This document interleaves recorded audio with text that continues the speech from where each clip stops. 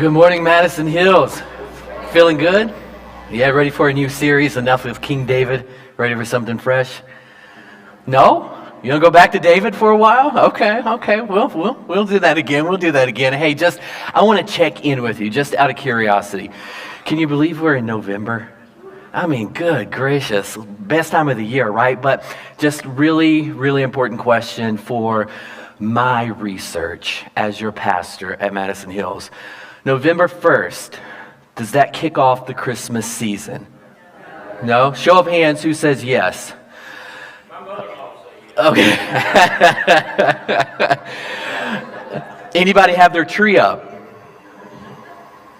Okay, we got some trees up. All right, fantastic. Good deal.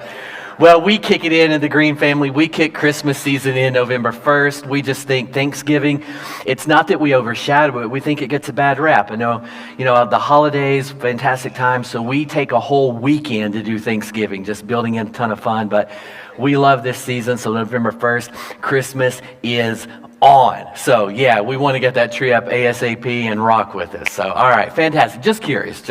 Yeah, it's really important. So new series we're kicking off today, Thanking Through It. And I had a conversation with someone a couple of days ago, and they were telling me that they thought it said the same thing because of their accent. It was like, well, thanking through it. Yeah, thinking through it. Yeah, why does it say the same thing and marked out? Anyway, you get the point, You're thinking through some stuff, but you're going to think through it. And I've become so convinced, and maybe this is one reason I love Thanksgiving, apart from Christmas and maybe challenging it. It's my favorite holiday. But I've realized as a pastor and as a person just how important gratitude really is. And I think it's important horizontally and vertically as well. It's important to our God. And I think it's really important to one another. And those things blend. And not only do they blend, they can really build your faith. And I don't know about you, what goes on in your mind, but when you think about gratitude or giving thanks, do you ever attach it to the idea of faith? And if you don't, there's this really neat story in Luke chapter 17. And Jesus, he's walking around, he's going to have this moment where he experiences 10 guys, and they're all crying out for this same thing. And Jesus steps into this moment. And it's really interesting when you see what gets him excited about this moment, and where he puts all of his energy and his investment, and then how he connects this idea of giving thanks to one particular person's faith. And I think it's profound. In the last three verses, I can't wait till we get there. The last three verses, they're just packed with insight. So we'll treat them as like one by one observations. And I don't usually do this. I don't like to see a dartboard, take a handful of darts and just sling it and hope something sticks. But that's the metaphor that's going on in my mind right now. I think with a group like this, a group our size, we'll walk through those, and one of the three, maybe two of the three, will just be like, oh, a light bulb moment for you. And you can step into this story and actually make this teaching very practical and tangible for your life. Sound good?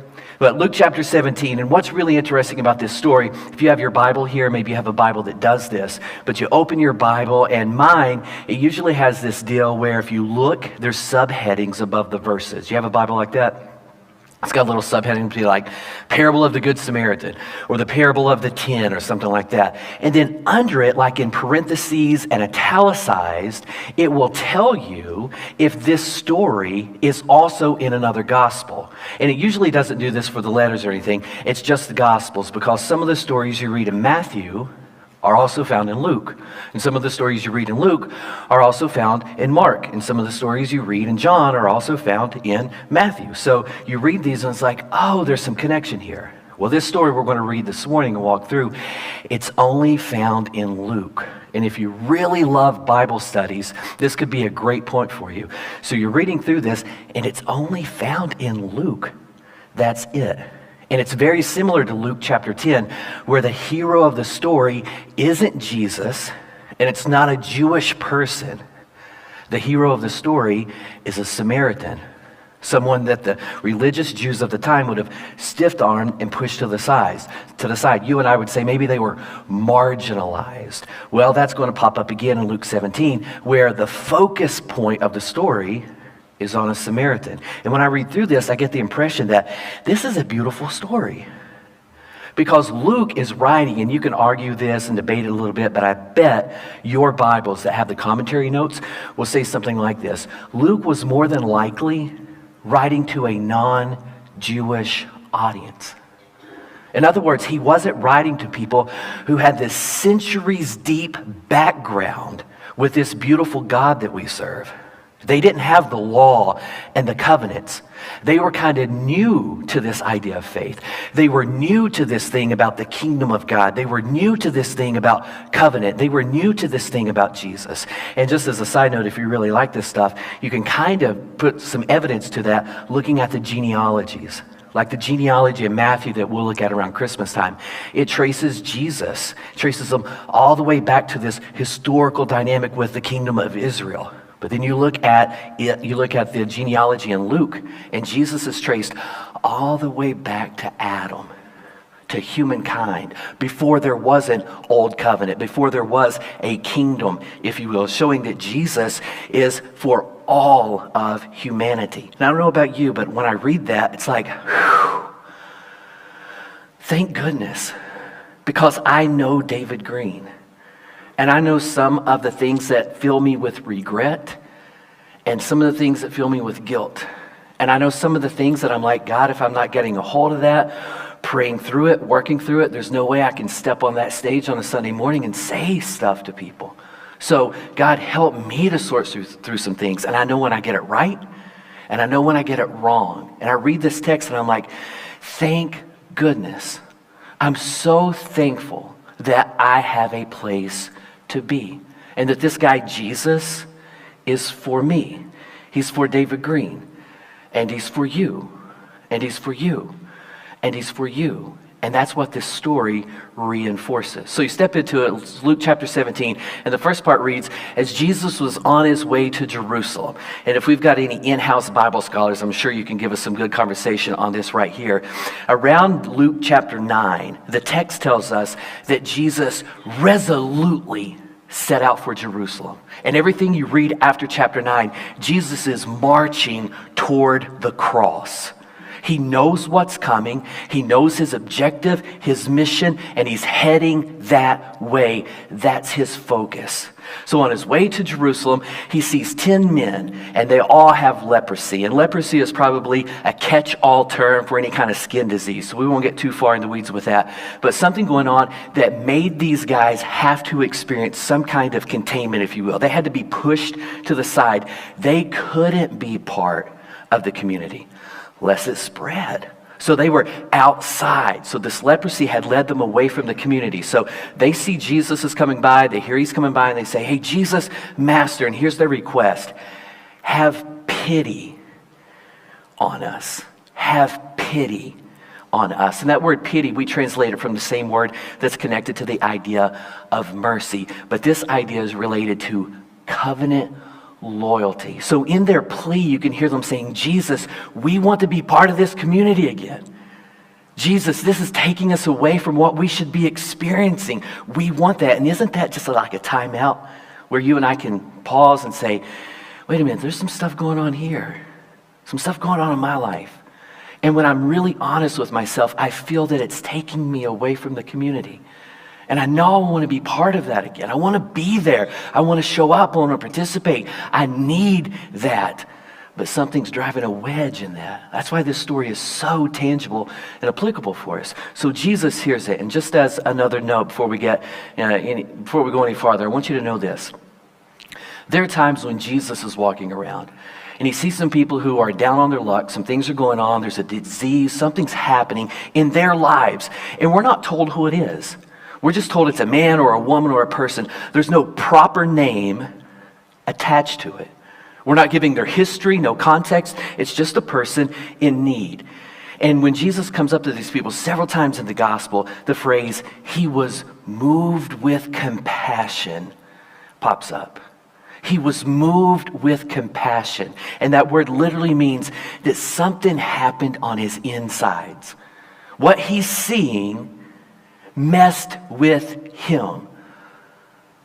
God's Son, the Son of the Creator of the universe, looks at what's happening in someone's life and it bothers him.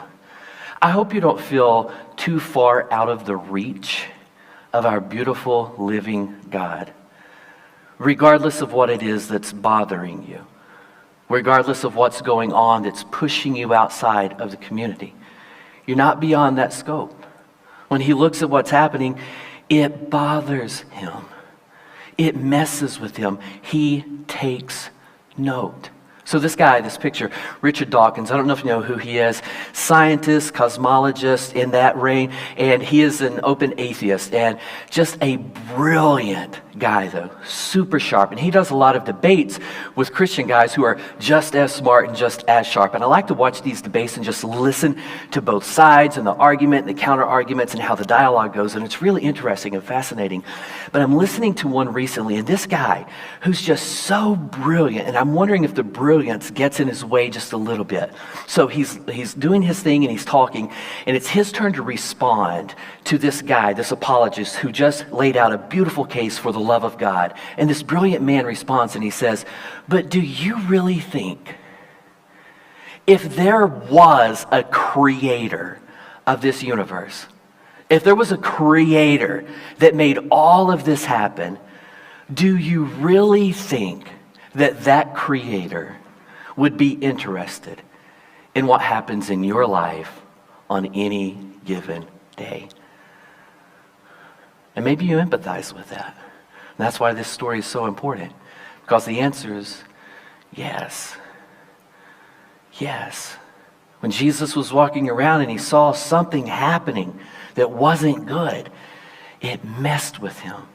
He felt it. He was moved with compassion. So the guys say, "Hey, have pity on us," because maybe they've heard the stories before. Maybe they've heard about his reputation that precedes him. So have mercy on us. And the story goes on, and he looks at these guys, and when he saw them, and he sees what's happening, he tells them, "Go and show yourselves to the priests," which would have been their way of going and saying, "Okay, yeah, here's your COVID test. Wait 15 minutes. Yeah, it's negative. You can go back to work. Or you can come out of your bedroom and reconnect with the family or whatever." The priest would have said, "You're negative. You don't have it. Okay, you can come back in to the community." And notice how the text says that as they went. So there's no mention of them being cleansed at the time. Go show yourselves to the priest. And as they went. So have pity on us. Okay, we're still filled with this leprosy. Start walking toward the priests, and they do. And I don't want you to miss this, but this funnels into so many other stories about our faith, where the idea, and there's like two levels of this. Sometimes as a pastor, one of the things I hear most is, "I don't know God's will for my life. You know, what direction should I take?" And the tricky thing is that sometimes there's no clear direction. It's a general direction that you should start walking. You know it's not over here. You know it's not over here, and it sure isn't back there. You just know that it's somewhere in this vicinity that you should be moving. So you start walking in that general direction. And I love what this says. Once they do that, as they were on their way, as they went, they were cleansed. Where there's help along the way. Help along the way. A lot of my prayers are prayed for safety. Like, my prayers are often filled with safety. Like, junk happens, right? So I pray for my wife and my family, like, constantly. And I pray for myself when I'm driving. And you never know what's going to happen along the way. So I'm on the interstate this morning. Christian and I are coming down. Sophie's not feeling too well. She's homesick. And Michelle and Bella are at the middle school camp. So Christian and I just bacheloring it. So we're coming down the interstate. We have our coffee. And there's this truck ahead of us. And he's weaving a little bit. I don't know if, not an 18-wheeler, just like a pickup truck. And I don't know if he's sleepy or whatever, but he's weaving a little bit. And luckily, I'm watching out for everything, right? I'm always in leadership mode, right? Watching out for everything, anything could happen. So we're driving, and this big, like 5-gallon yellow bucket just whips into the air and comes down immediately. And the way it comes down, I'm like, it has to be empty to be whipped into the air like that, but it comes down so quickly. And it hits the road, and I'm like, I'm in Michelle's Prius. So I'm like, this thing's going to knock us, back or something like that. So I've got to swerve over like this. And I tell you, It's just a 5-gallon bucket, probably empty. But when you're doing 90, 95, 70, 75 down the interstate, you know that, you got to get out of the way. So we'll whip over and get back over, and I look around the rearview mirror, and the car behind me does the exact same thing. And it's those moments that happen along the way. And I want to argue that it's those moments that you and I cannot lose sight of. Because maybe it's not on the road for you, but it's something else going on in the family. Or where you work, or with a close friend, or even with yourself. And something happens, and then something good follows, or the bad that could have been doesn't play out. And it's like, whew. But do you ever stop and say thank you? I do a lot of praying for safety like that. And I've learned over time that when God answers a prayer, or I perceive that he answers a prayer, David Green better thank him. It's the right thing to do. This story is going to teach us the power of gratitude and how thanksgiving is so stinking important to our God. How it changes things. It brings things into focus. It builds the relationship. And I don't want that to get lost with you. When you pray and God answers a prayer, please make sure you take the time out to thank him. Don't ever let that get lost. So this guy, one of the guys, there's 10, they're marching over to the temple. This guy, one of them, he realizes that he's been healed. So he comes back. And that's a beautiful phrase. This guy realizes that he's healed before they get to the priest. So he stops and he comes back to Jesus. It's like an about face kind of thing. In your study Bible, it will say it was a dynamic change, if you will. Something happened in this guy where there was no way. He's healed. Leprosy has left. There's no way he's going to the priest because he knows why he was healed. So he turns around and he goes back to Jesus. Several years ago, I was working at this comprehensive care center, and we were dealing with mental illness. And my supervisor, she was going to retire. So I say several years ago, my gosh, time flies. This was a lot longer than I think. And I just had a birthday, and I'm realizing my age. And now in this stage, I'm having a midlife crisis. Anyway, all right. So long time ago, I worked at this comprehensive care center, and my supervisor, she was going to be retiring, and the plan was for me to step into her position. Worked with some beautiful people, and she was having a really rough day. She had done some really cool things for me and my job at the time. And she had a rough time, and we had a little bit of a tiff. So I leave for the day, and I'm driving down the road, and it's one of those moments where I feel the Holy Spirit tap me on the shoulder, and it's like, David, you got to go back and make that right. So I'm driving, and I'm like, yeah, that's probably not the Holy Spirit, right? And you're just shrugging it off, and you should make this move, and you don't. So I drive, and I stop at this red light, and we had this little strip mall that was to the left, and it's one of those deals where you'd go down, and there's a strip mall, and you could drive across the parking lot and pop back up. So the light hits green, and I'm like, okay, so I switch lanes, I drive down the parking lot, I go back out, and I'm like, hey, let's make this right. And I pray with her, and I'm like, also, I want to thank you for everything you've done for me. And I want to tell you that story. And I want to say, and you know what she did? Or I want to tell you that story and say, and you know what happened next? Or I want to tell you that story and be like, and then this crazy thing just happened. It was like God opened the heavens and something. But that's not how the story ends. I left. And I went back home. And I've carried that with me for about 20 years because I think that's the point. There was a moment where God wanted me to go and express thanks to this individual. And that's the point. That's it. So this guy on his way to the temple, or to the priest, realizes that he's healed. So he goes back to Jesus and he thanked him. He thanked him. Isn't that beautiful? And there's nothing profound in the story. There's no other big moment, if you will. That's the climax right there. That's kind of the point of the story. Everything else is going to be some observations we make, but that's it. There's nothing else huge in the guy's life. Just he returned and he thanked him. I know how important that is, and you know how important that is. My kids, I joked with the elders when we were doing this interview process, and they were asking a little bit about the family. And I said, I feel like sometimes I'm on one of these sitcoms where, like, there's 5 people in our house, and I'm out on the couch or I'm at the kitchen table, and I just finished up a conversation with Michelle, and she walks out of the room, and right then the door opens, and Christian comes in. And we have a little dialogue about something, and then he goes on his way, and then boom, there's Sophie. And it's just this constant thing like that right there. And don't get me wrong, don't hear me saying something I'm not. I love it, and I told them that. But sometimes you got 5 people going in 5 different directions. You got 5 different sets of needs and wants and desires and all this. And it feels a little stressed sometimes, or a little stretched. And there's some things going on, and one of the kids will ask for something or say, hey, can we do this? And I'm kind of an advocate for no same-day requests. And I bet my kids, when they hear this, are rolling their eyes already. It's like, let's look at the week and plan it out so that everybody's extremely fulfilled, and reduce same-day requests so that everybody can make sure we're aware of the direction where we're going and all of that. And some of you are probably rolling your eyes at me right now too. So that's one of the things we like to do and all of that stuff. But it'll be a stressed or stretched week. And one of the kids will ask me for something or whatever, and I'm like, okay, I need to do this, so I'll go do it. And then they do something that just rocks my world in one of the best ways. A Christian will usually just stretch his hand out like that. And Sophie, she'll do this and want my hand. But they'll do this, Christian will do this, Sophie will do this right here and grab, and they'll go, thank you. Thank you. And I can see Christian, hey, thank you. And I don't know if it's manipulation or what. I don't know if they know what they're doing or what. All I know is that in that moment, it feels so right.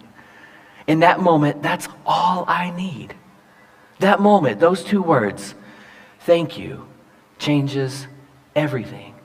It's like thank you is our emotional response to someone's emotional response to us, where Jesus is moved with compassion and he demonstrates pity towards someone. He heals or he helps. And then you and I say thank you. And there's no big point after that, because that is the point. Thank you. Thank you. And I bet in a room this size, I bet several of you are already thinking of some things that you could really thank your God for.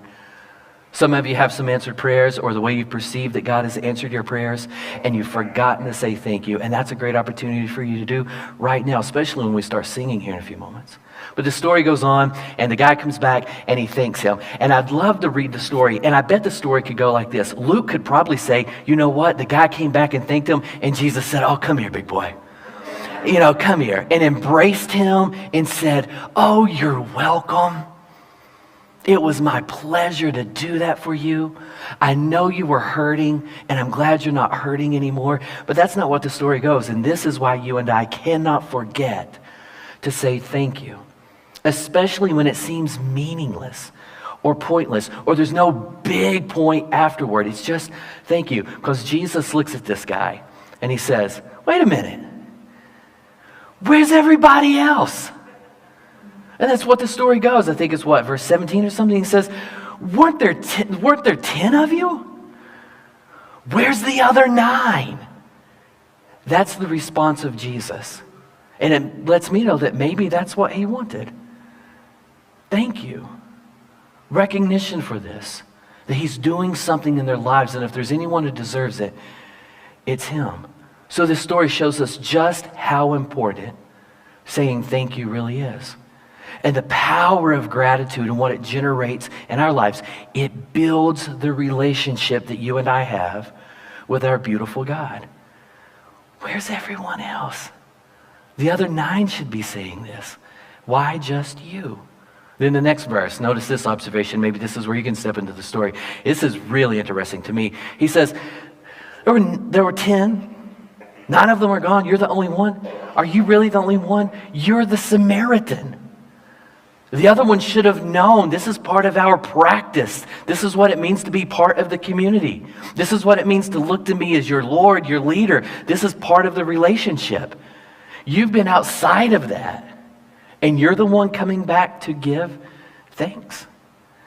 So there's almost this expectation that the followers of Jesus, he expects us to have this working relationship where thanksgiving and the expression of gratitude is part of the relationship that we have with him. It's supposed to be built into the followership that you and I have with Jesus. It's part of it. And you see that? So begs the question for me when I read this, I'm like, that's a good point. And do we teach people how to give thanks? And if we do, how? I grew up, and I don't know if this is regional or whether it was kind of local with my family, just one of the family nuances that I grew up with or what. But I remember, I think I know one of my grandmothers, and I feel like there were two other people in my life when I was a kid, and they would give me something. And I would say, thank you. Or my parents would say, oh, tell them thank you. That the response would be, oh, they don't have to tell me thank you. Is that just me? Oh yeah, that's just me. Okay. I got you. So, but I remember that as a kid, and I'm like, wow, you are telling another adult to tell this child who is learning the art or the process of being thankful and filled with gratitude, you don't have to do that. And maybe that's a reason it's so profound with me that I had that experience. So it's really interesting to ask, when do we teach that? And do we teach it in our community today? Do we teach it as part of this signing up to follow Jesus, that being thankful is something that should be part of our daily rhythm of walking with this guy? It should be built into our prayer lives, that our prayers aren't just help, but they're also thank you for the help that you've provided. So in case we need a little coaching on that, there is one really powerful way that we teach each other. And it's usually assigned just to God. But the text tells us that it's also this horizontal play as well, where we help each other understand really what's going on. And it's through our singing. Now you ask 10 Christians, 10 followers of Jesus, when we sing, where does the singing go? And most of us will say, up. We sing praises to our God, and that's true. And you can see that in Colossians chapter 3, definitely there. But there's this horizontal play to this as well. Notice what Ephesians 5 says. Speak to each other. Speak to one another.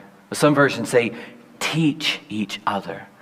Sing and speak to one another through psalms, hymns, and songs from the Spirit or spiritual songs. You and I are speaking to one another when we sing. And I bet if you're really honest, we take note of everybody, especially if you're in the back. You know who's singing.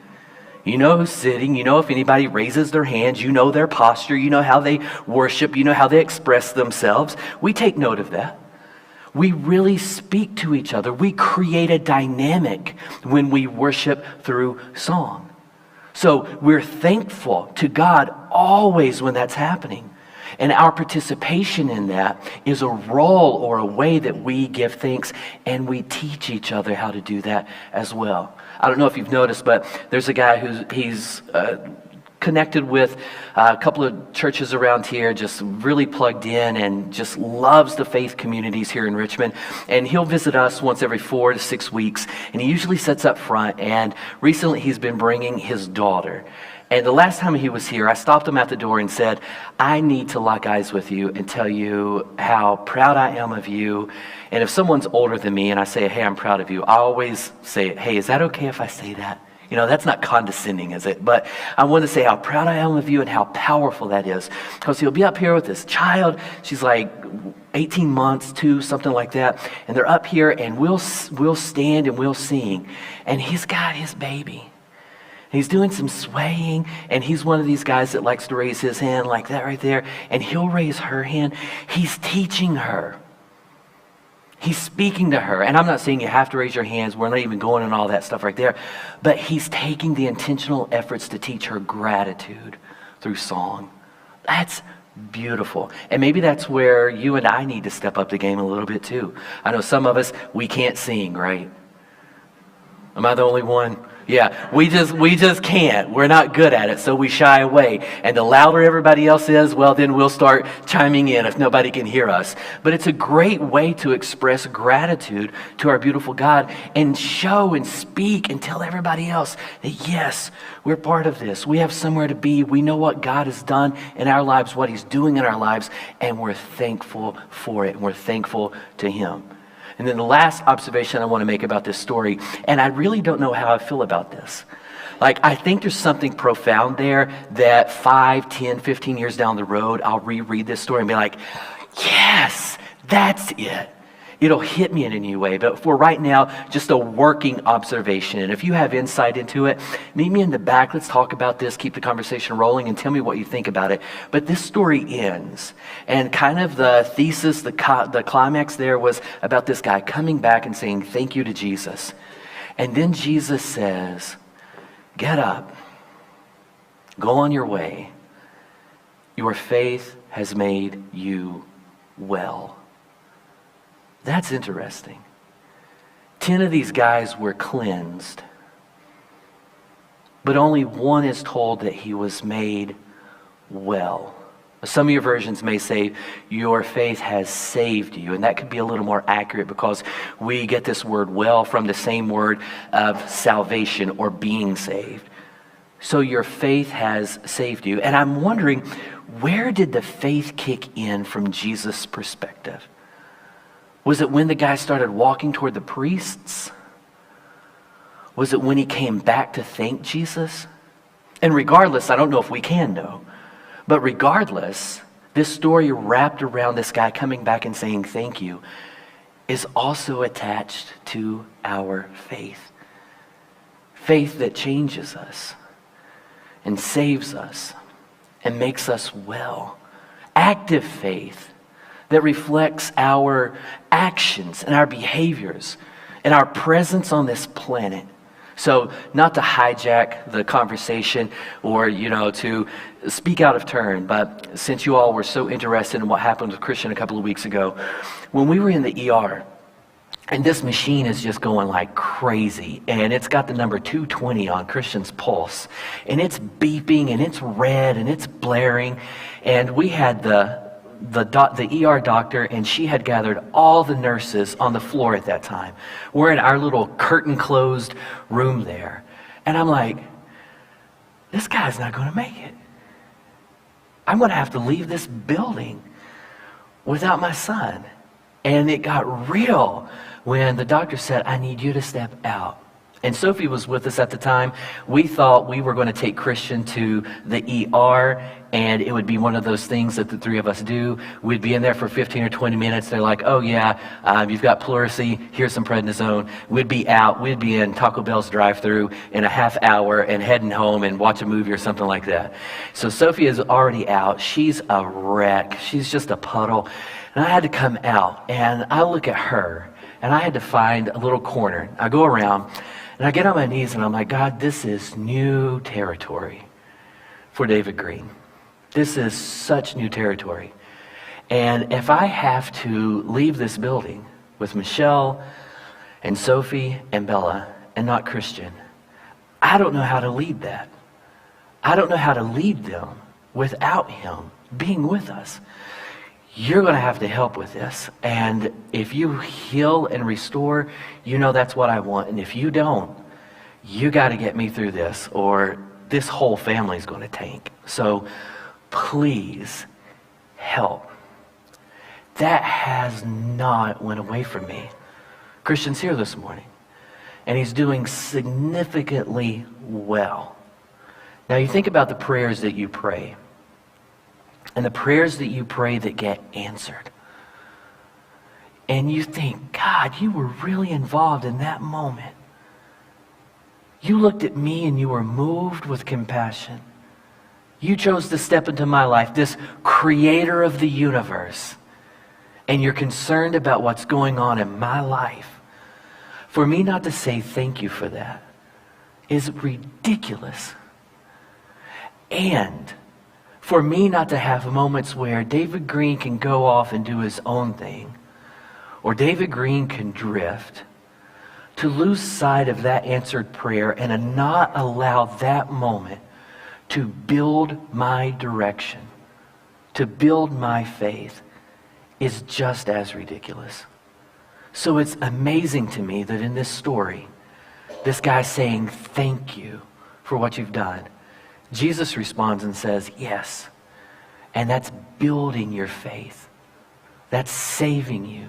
That's changing you. That's building the direction in your life. Don't let that get lost. And that's my challenge to you this morning. You're about to drift, make a bad decision, choose your own direction. Well, I challenge you right now as we stand and sing and we engage our beautiful God in song and we start speaking to one another. Use this time to recall some of the answered prayers that God has performed in your life and use those to build your faith. Or maybe you got something really specific going on and it's a great opportunity for you to say, God, I have not thanked you for, and you fill in the blank while we sing. God, thank you for being so good to us. That's what we want to say right now as Madison Hills Christian Church. Thank you.